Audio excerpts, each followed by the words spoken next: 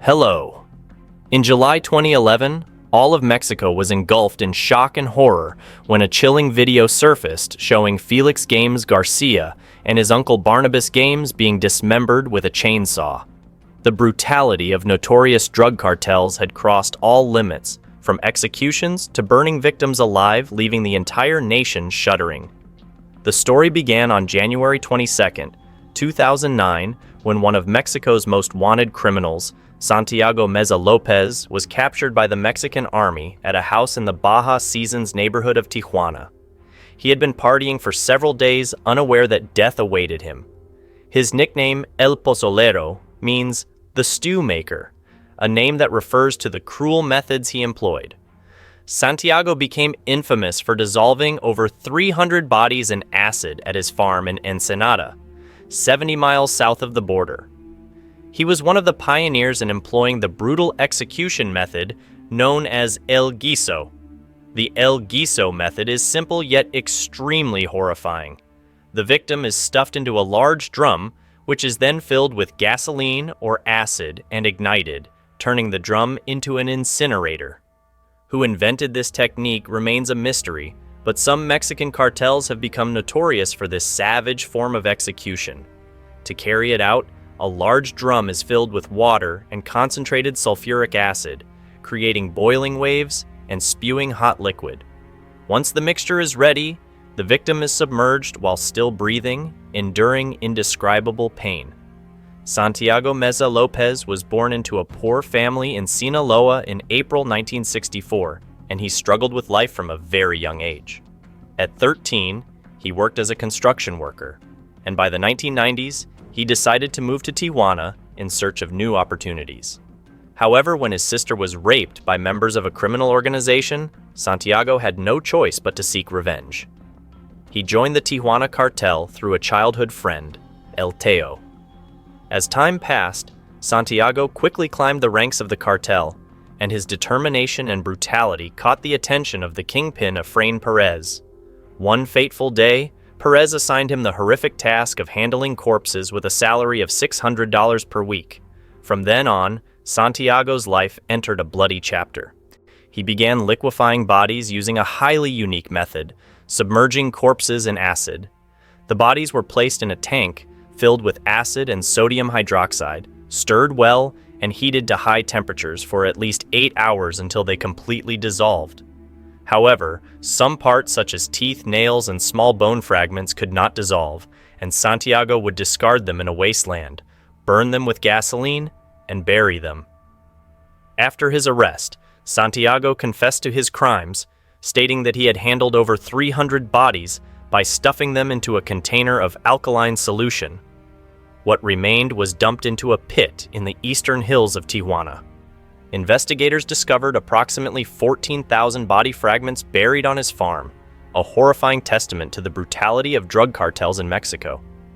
The story of Santiago is not only a lesson in misery, but also a wake-up call for society regarding the barbaric crimes occurring in the shadows. The name of this extremely violent execution method becomes all the more terrifying when understood as focusing on cooking the victim. Reports from interrogations reveal that Santiago, who committed these savage crimes, attempted to escape from his former boss, Efrain Perez, a former member of the Arellano Felix cartel, also known as the Tijuana Cartel. Despite all his efforts to escape control, Santiago failed. He confessed that he was recruited into the cartel while working on a farm in 1996, where senior members of the Arellano Felix cartel forced him to participate in a horrific experiment with water and acid in a barrel. He had no choice but to comply under the threat of violence.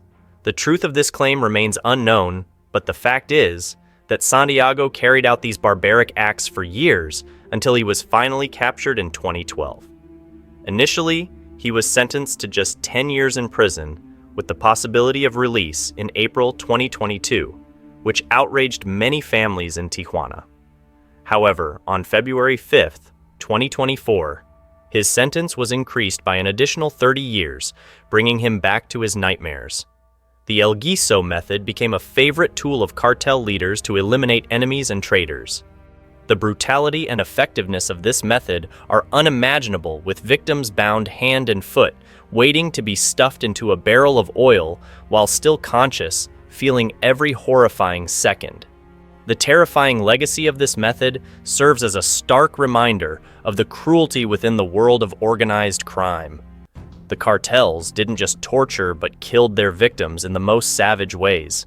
There were even times when they threw victims, either alive or dead, to the cartel's tigers belonging to Los Chapitos. Since the 1980s, rare and dangerous animals have been used as symbols of immense wealth. Over the years, cartel bosses have followed a different crazy tradition. Much like Pablo Escobar, who kept hippos and other exotic animals at his estate, rare and dangerous pets remain a status symbol among the higher-ups in Mexican cartels, a way to display power and send threatening messages, as if the more dangerous their pet, the more terrifying they are. Mexican authorities later pointed out that these animals weren't just for show. Sometimes cartels would throw unfortunate victims into cages where hungry predators were kept. In some of the most brutal forms of torture, victims would beg for their lives just moments before being torn apart by wild beasts. One of the cartel bosses who employed this form of torture was Heriberto Lascano, who was born into poverty on Christmas Day. In December 1974 in Hidalgo, Mexico, Heriberto joined the army at the age of 17, serving in the elite special forces that fought drug organizations and insurgents. After 7 years of service, on March 27, 1998, he deserted and joined Los Zetas under the recruitment of Osiel Cardenas Guillen and Arturo Guzman de Chena. The nickname Z3 became one of the most feared names in the modern world of crime. According to authorities, Heriberto was a master at torturing his victims with one of his infamous methods called La Palera. Victims would be stripped naked and brutally tortured with a board. There are reports that Heriberto once tied a man to a tree, beat him so badly that his legs broke and left the victim to suffer, dying slowly tied to the tree over the course of 3 days. These horrifying images still haunt the minds of those who witnessed them, serving as proof of the ruthlessness in a world where compassion had been utterly trampled. Heriberto was not only notorious for his crimes, but also for owning a farm where he kept lions and tigers, using them in grotesquely cruel acts. He frequently threw victims into animal cages, keeping the animals starved so they were ready to tear apart their prey when it was time to feast. These deadly fights were not only a way to settle matters, but also became a form of entertainment for him. Heriberto was obsessed with watching his pets tear apart victims, deriving satisfaction from the pain they inflicted. He laughed, savoring every moment of torture, and even broadcasted these gruesome acts to an audience. Unfortunately, he never had to experience the pain he caused. In 2012, Heriberto was shot dead in a gunfight with the Mexican army, ending the life of a ruthless man. In the summer of 2018, a horrifying video surfaced online, shaking all of Mexico. The footage shot on La Union Hill near the Costa Grande and Tierra Caliente border captured the moment a father and son were killed by members of a drug cartel. The two men were tightly bound, kneeling on the ground, mouths gagged, hands tied. The captors interrogated the father, beating him brutally with a large wooden stick in unimaginable cruelty. The most horrifying moment came when the father was beheaded in front of his son with a small knife resembling a pen. This scene shocked the entire nation, but what broke people's hearts the most was the son's reaction. The tears and shock of the boy moved the hearts of the entire country, as the father seemed to have accepted his tragic fate, perhaps after enduring many beatings or becoming paralyzed with terror. After killing the father, the captors relentlessly tortured the son in an even more brutal manner. They slashed his chest with a knife while he was still conscious, although repeatedly slipping into a state of shock. This video highlighted the cruelty of the cartels, who were willing to do anything to maintain power and control. In 2010, Joaquin El Chapo Guzman, a notorious drug lord, caused a public outcry when he released a video showing him using fire as a method of torture on a member of a rival cartel. The victim, Hugo Hernandez, was skinned with a chainsaw after which El Chapo ordered his men to sew the victim's skin into a ball as a cold warning to the war's cartel. Hernandez's body was found in a plastic bin, while the rest of him was dumped on the streets of Los Mochis as a terrifying threat. The cartels had honed their torture skills to a frightening degree, using sharp knives to carefully skin victims or tear their faces apart amidst their blood-curdling screams. In this barbaric practice, the killers didn't just want to kill, but wanted to make the victims live long enough to endure prolonged pain. They often targeted the most serious criminals, such as members of rival gangs, double agents, and thieves. The brutality of skinning a person made it clear that these people were not playing games. They could inflict such horrifying pain while the victim screamed, begging for mercy, far beyond what anyone could imagine. Dermatologists have noted that death from skinning usually occurs due to shock, severe blood loss, or infection. They estimate that actual death takes place a few hours to several days after being skinned. If this isn't the most tragic death, it's hard to imagine what would be. In 2015, Texas police arrested Marciano Chano Milan Vasquez, a gunman for the Los Zetas cartel in connection with the kidnapping of an accomplice in a drug deal in 2013. The accomplice, who was testifying against Vasquez, recounted that the gunman took him to a secret location where Vasquez was holding a family of 3. When Vasquez removed the blindfold, the accomplice saw a couple and their daughter standing near a fire pit, witnessing Vasquez chop off the daughter's limbs with an axe. These gruesome images are not just a haunting memory, but also evidence of the limitless brutality of the criminal world. It wasn't just Vasquez. Other cartel members participated in these brutal executions, injecting victims with morphine, adrenaline, or heroin. These substances affected the central nervous system, keeping the victims conscious throughout the horrifying torture process. The executioners then used sharp blades, even surgical knives, to completely sever the limbs of their victims. Their goal was to prolong the victim's suffering, so they would avoid cutting near vital organs. The combination of blood loss, infection, and shock from extreme pain created a perfect cocktail of torture, leaving the victims barely alive. These unfortunate souls had no choice but to provide the information they were withholding, but often the price of survival was death by excruciating pain. This is how the cartel killed 2 birds with 1 stone, to ensuring the victim's slow and painful death while making it easier to dispose of the body. In many cases, body parts would be left in public places as a warning to anyone who dared to oppose them. A famous example of this brutality occurred in October 2010, when Israel Rincon, a gang member, was not only killed, but dismembered for having killed the son of one of El Chapo's allies. When El Chapo caught him, he tortured him until he passed out, but kept a doctor nearby to ensure he didn't die too quickly. El Chapo's loyalists took turns subjecting him to various forms of cruelty, ultimately leading to his limbs being severed. His body was then discarded in the city of Culiacan, Mexico, as a chilling message. In 2011, another horrifying execution took place when Felix Gamez Garcia and his uncle, Barnabas Gamez, were brutally beheaded. This was one of the cartel's first executions to be filmed and distributed worldwide. In the video, a man wearing a ski mask holds a chainsaw, adjusts the blade to the victim's neck, and anyone watching could easily guess what was about to happen. These men worked for the notorious Cali cartel and made the fatal mistake of stealing from the drug lords, paying for it with their lives. In August 2008, cartel leader Moises Escamilla was arrested shortly after being accused of beheading 12 people in Yucatan, Mexico. This was just one of the countless crimes this cartel had committed. It's widely known that getting involved with Mexico's cartels is like signing your own death warrant. Movies portraying the lives of these criminals may seem captivating, but reality is far more brutal. In today's digital age, the cartels don't just commit murders, but also film them and publicly distribute the videos, sending messages to rival gangs or the authorities. In September 2011, Mexican police discovered 5 decaying heads in a bag outside an elementary school in Acapulco. Dozens of schools went on strike due to security concerns as violence in the area escalated. 11 years later, at the other end of the country, 5 more severed heads were found in a cooler in Tamaulipas. These tactics have not been limited to a few cartels or regions, but have spread across Mexico over the years.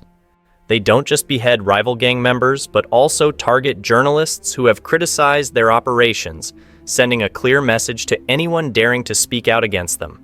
Some beheadings have even been carried out in ritualistic fashion, tied to the cartel's belief systems as a way to fulfill religious or spiritual demands. This brutality not only highlights the cold-hearted nature of the criminal world, but also shows the dehumanization in the battle for power and survival. In the violent underworld of drug cartels, cannibalism has become a grotesque open secret in recent years.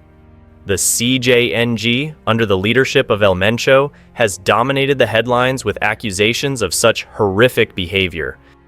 They have quickly risen to become one of the most dominant cartels in Mexico, expanding their operations to at least 35 states nationwide and even into Puerto Rico. To maintain dominance, the cartels require their new members to endure extreme psychological violence. They must suppress any empathy towards those they kill and forget their own humanity. As a result, the use of human flesh as a form of training has become common, aimed at desensitizing them to violence and fostering a fearless spirit. These horrific public displays not only serve to intimidate rival gangs, but also demonstrate the gang's power. Members are taught how to cut off fingers and toes, one of their preferred methods of torture during interrogations. During training, they are forced to eat the severed fingers, and if anyone vomits, the discarded body parts are retrieved, and they are made to eat them again. Even more horrifying, new members are required to sleep next to corpses at night to become accustomed to death and create a warped sense of loyalty to the gang. A prime example of this cruelty is Miguel Trevino Morales, also known as Z40, the former leader of the Zetas cartel, who had a gruesome habit of eating his victims' hearts as a spiritual ritual to seek invulnerability from his enemies. He did not just commit these acts himself, but also forced other victims to participate, creating an atmosphere of terror. Psychological warfare wasn't just about gathering information, but was also aimed at terrorizing and instilling fear in others, preventing them from defying the cartel. The cartels know that most people will say anything just to relieve the pain. They also employed mad psychological torture, confining victims in cramped rooms with limited food and water, leaving them to live in utter fear. Over time, victims faced prolonged isolation, terrifying sounds and sights, and even staged executions designed to break them down physically and mentally. For the slightest reasons, some victims might lose a finger, and eventually, they might have no fingers left. The cruelty of these gangs knows no limits. Sometimes they slowly mutilate their victims, applying any gruesome methods of torture they can think of. This terrifying power is necessary to maintain their position in the chain of power. One of the scariest aspects of the Mexican cartels is that they don't just terrorize the public and their rivals, but sometimes even target innocent people. Former Mayor Maria Santos Gorostieta Salazar is a prime example. In November 2012, Maria was kidnapped by the Knights Templar cartel and forced to watch as her husband was burned alive with a blowtorch, an unimaginable scene. These actions not only show the gang's brutality, but also illustrate the price that innocent people pay in the war between criminal forces. Afterward, she could hardly believe her eyes as she witnessed the murderer kill 4 more victims in a similarly brutal fashion. The desperate screams echoed in the night, but no one dared to speak out. In the end, he turned towards her, and before she could comprehend what was happening, she became the next victim. He and his accomplices raped her before deciding to end her life. A later autopsy report showed that she had died from severe head trauma. Mexican cartels have combined extreme violence with psychological manipulation to control their victims, turning their brutal murders into a terrifying warning to anyone who dares oppose them. On February 12, 2019, during El Chapo's famous public trial, many of the Cali cartel's torture methods were exposed, most notably water torture. This is an insane form of punishment that involves pouring water over a cloth placed on the victim's face, making it impossible for them to breathe. Water torture has existed for centuries, from the time of the Spanish Empire to World War II, but now the cartels have added a deadly twist to this method. This torture technique not only creates the sensation of drowning, but also inflicts extreme pain on the victim. It damages the lungs and brain, leading to oxygen deprivation and psychological trauma. Mexican criminal gangs are infamous for their brutal executions of those who stand in their way, and the use of this method truly puts victims through an unimaginable level of terror. Guanaza is essentially water torture, but instead of regular water, the cartels use carbonated water and sometimes even mix it with chili. They pour the water into the victim's nose, making the suffocation sensation even more unbearable. The heavier the cloth placed over the victim's face, the longer the death is prolonged, and the more intense the torture becomes. The cartels pour the water intermittently for as long as possible. If the liquid is poured continuously, it can lead to death, making this a form of torture that exceeds the limits of imagination.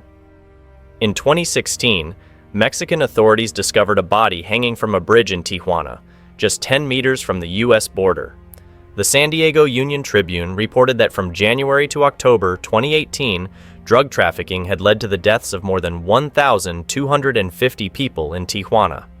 To illustrate the horror of the situation, in November 2021, police pulled down 9 bodies from a bridge in Zacatecas, left as a warning between rival gangs.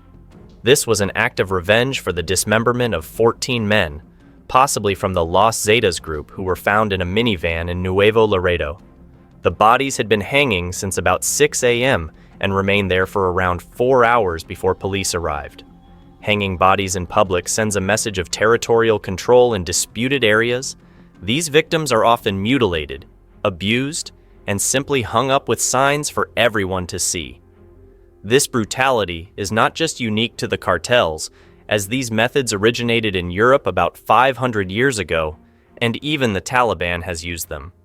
For the Mexican cartels, hanging a rival in public is not just an act of cowardice, but a clear message of power in contested cities, forcing people to live in extreme fear. But to the cartels, this does not matter. The more bodies they hang, the more they demonstrate their terrifying power. These victims are usually members of rival gangs or unfortunate individuals who have been kidnapped. This brutal execution is a clear message of power. Who truly rules this territory? According to data from the Mexican government, at least 60,000 people have disappeared since 2006, but a 2015 report recorded only 6 federal criminal convictions for kidnapping. The main reason for these disappearances lies in the Cartel Kitchens, notorious and chilling locations where bloody torture and executions take place. Once you step inside, the horrifying image will never leave your mind. Blood-stained handprints on the walls, blood-soaked clothes, plastic ties, and machetes strewn around. A witness to this scene described the gruesome sound of bones cracking under a thick layer of ash. This is what happens at La Gaya Ranch in northern Veracruz, which has been taken over by the Los Zetas cartel. Since the gang took control in 2011, the ranch has become a site for cremating their victims. Their idea is simple. Instead of killing a target and leaving the cold body on the street, they track, kidnap, and bring the victim to one of their 12 kitchens. Here, the victim is tortured and interrogated for valuable information before being killed and cooked. It is estimated that over 60,000 people have fallen victim to cartel kitchens in Mexico alone. These disappearances happen for various reasons, such as kidnapping for sexual slavery, organ harvesting, forced labor, ransom demands, and even the suppression of political activists and journalists. Mexican authorities have had to sift through millions of bone fragments, teeth, fingernails, and other remains in the hope of identifying hundreds of victims who were tortured in these kitchens. Anyone who ends up in one of these places faces an extreme form of psychological torture. First, they witness horrifying scenes and hear the desperate screams of other victims, which is enough to break even the strongest hearts before the true terror begins. Families are extremely anxious and frustrated, knowing that the kitchen at this ranch was not a recent discovery. Since 2017, they have had to repeatedly pressure the authorities to search this place, and each time more things that were missed in previous searches were found. 6 femurs, pelvic bones, jawbones, and hundreds of other bone fragments, many of which had been burned, were discovered in separate sweeps. If one of your loved ones were taken to these kitchens, how would you feel about your government? In this brutal society, fear is ever present, and hope remains only a faint memory in the darkness. How does this story make you feel? Please share your thoughts in the comments below for everyone to see. Don't forget to like and subscribe to support me. Thank you for watching. Goodbye.